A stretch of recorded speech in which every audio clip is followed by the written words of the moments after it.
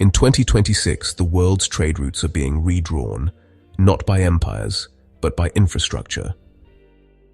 Once a sleepy port, Berbera in Somaliland is now a rising hub, reshaping the economic map of East Africa and the Indo-Pacific. Traditional trade choke points are under pressure, and new corridors are emerging out of necessity for efficiency and resilience. The Vietnam-Berbera corridor is a prime example, a bold, proactive investment that bypasses old dependencies and forges new economic realities. Somaliland's stability and strategic location have made Berbera a continental gateway, attracting global logistics giants and forward-thinking nations. This is more than a port upgrade. It's a shift toward multimodal transport systems connecting new production hubs to untapped markets. The Vietnam-Berbera connection shows that the future of global trade belongs to those who build the most effective bridges between supply and demand, regardless of size or politics. Berbera's ascent is the sound of a new world order taking shape. Vietnam's economic miracle once relied on supplying developed markets, but by 2026, shifting global dynamics forced a new strategy. Rising protectionism and supply chain shocks pushed Vietnam to look beyond Asia, with Africa, especially East Africa, emerging as a key frontier. East Africa's young, growing population craves affordable goods, and Vietnam's manufacturing prowess is a perfect match. The challenge was logistics. Old routes were slow and costly, limiting Vietnam's reach. The Vietnam-Berbera corridor changes this, enabling direct, efficient trade and deeper partnerships with African markets. This move isn't just about new customers, it's about economic resilience and reducing reliance on traditional markets. By building direct corridors, Vietnam becomes an architect of its own trade destiny, fostering sustainable growth. The synergy between Vietnamese supply and African demand is the engine of this new corridor. Vietnam's pivot is both a commercial leap and a geopolitical statement of confidence. Berbera's location on the Gulf of Aden is its greatest asset, offering direct access to the Red Sea and Indian Ocean, outside the congested el-Mandeb Strait. Once overlooked, Berbera is now transformed by major investment, especially from DP World, into a modern port with deep water berths, advanced cranes, and a sprawling free trade zone. Efficiency is the new standard. Cutting-edge management systems have slashed turnaround times, making Berbera a top choice for shipping lines. The Berbera Corridor Highway links the port to Ethiopia, unlocking trade for a landlocked giant and reducing dependence on Djibouti. This road turns Berbera into a logistical ecosystem, channeling goods deep into Africa. Somaliland's stability has been crucial, attracting long-term investment and ensuring reliable operations. For global traders like Vietnam, Berbera's predictability is invaluable in a volatile region. Berbera is now a safe, efficient, and strategic gateway for East Africa. The old Vietnam to Africa route was slow and fragmented, with ships stopping at multiple transshipment hubs, adding time and cost. The new Vietnam-Berbera corridor offers direct sailings from Vietnamese ports to Berbera, cutting voyage times by up to 12 days. This speed revolutionizes trade. Perishable goods arrive fresher, manufacturers respond faster, and retailers reduce inventory costs. Eliminating transshipments slashes fees, storage charges, and fuel costs.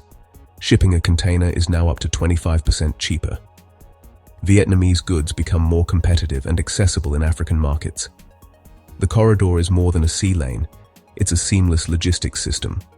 Goods move from Berbera's port to the free trade zone, then onto trucks bound for Ethiopia and beyond in days. This integration ensures efficiency gains at sea are matched on land. The Vietnam-Berbera pipeline moves products from factory floors to African shelves with unprecedented speed. It's a single, integrated artery for 21st century trade. Djibouti once dominated Horn of Africa trade, but congestion and high costs left the region vulnerable. Berbera's rise as a modern, efficient alternative has shattered this monopoly, forcing all regional ports to improve. Mombasa, Kenya's main port, faces its own delays and inefficiencies. Berbera's streamlined operations and direct road to Ethiopia offer a faster, cheaper route for northern and eastern Ethiopia.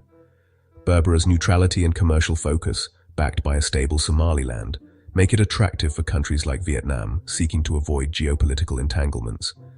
This competition is healthy, driving innovation and lowering costs for traders and consumers across East Africa. Djibouti and Mombasa are responding with upgrades, but Berbera's success proves that strategic investment can rapidly shift trade dynamics.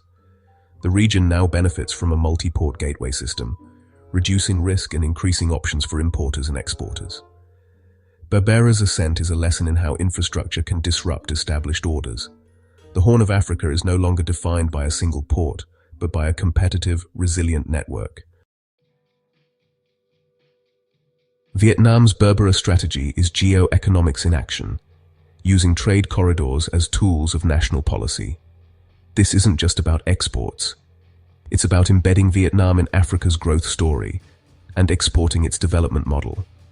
Direct access to Africa diversifies Vietnam's markets and fuels new growth, while African consumers gain affordable, high-quality goods. Cutting out middlemen means more value for both sides and deeper, more equitable partnerships.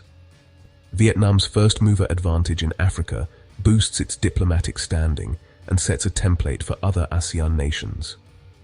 The Berbera Corridor is a symbol of Vietnam's global ambitions and infrastructure-led diplomacy. Building resilient, redundant trade routes is now a matter of national security. The Vietnam-Berbera Corridor gives Hanoi a crucial alternative to traditional shipping lanes, reducing vulnerability to regional disruptions.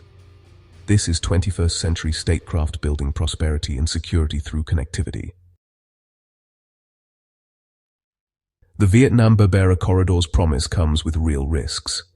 Security in the wider Red Sea remains volatile. Piracy, terrorism, and regional conflicts can threaten shipping and raise insurance costs.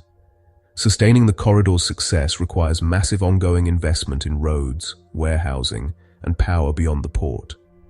Coordinating multiple actors across governments, ports, and logistics firms demands constant vigilance to avoid bottlenecks. Regional competition, especially with Djibouti, could spark political tensions over trade flows and transit fees. Diplomatic skill will be essential to keep the corridor stable and focused on shared growth.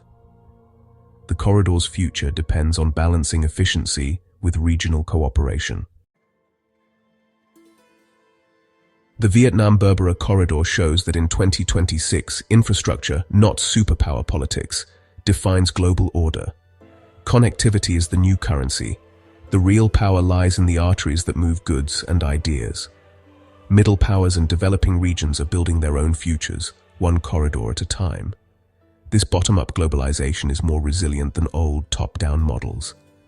Strategic competition now plays out in supply chains, not just military bases. The most successful states will be the great connectors, shaping prosperity through trade corridors. The age of superpowers is fading. The age of corridors has begun.